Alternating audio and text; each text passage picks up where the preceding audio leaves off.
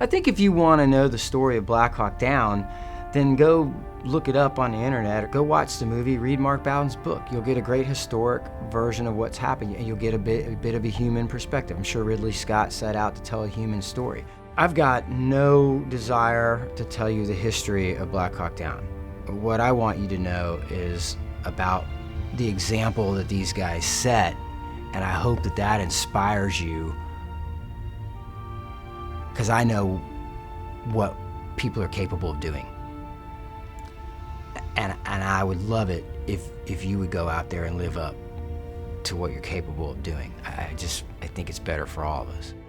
If you were to hear this story and you were to sit down with Randy or me, or you were to sit down with Mike and hear his story about all those days in captivity, it would be personal to you, and you would have a whole different perspective. It's not just a historic event. You know, Iwo Jima isn't just something that happened in a history book.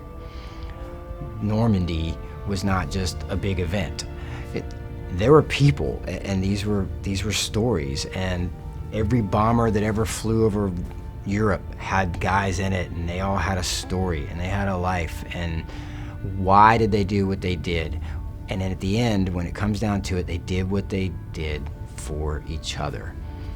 And again, I think it's a shame that out here in the real world, it takes something like somebody dying and us making it out of something where others didn't, for us to realize that that's what it's about. That's why we're on this planet, is to take care of each other. You're not put here to take care of yourself. That was not the point. You've been given all kinds of gifts and tools and weapons and skill sets, and what are those for? They're not for you to go.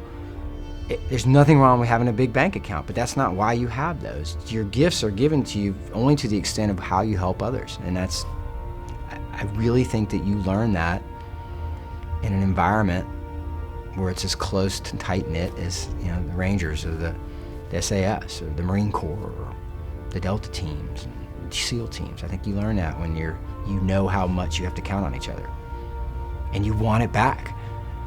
I think it's like none of us miss the job, but we all miss each other.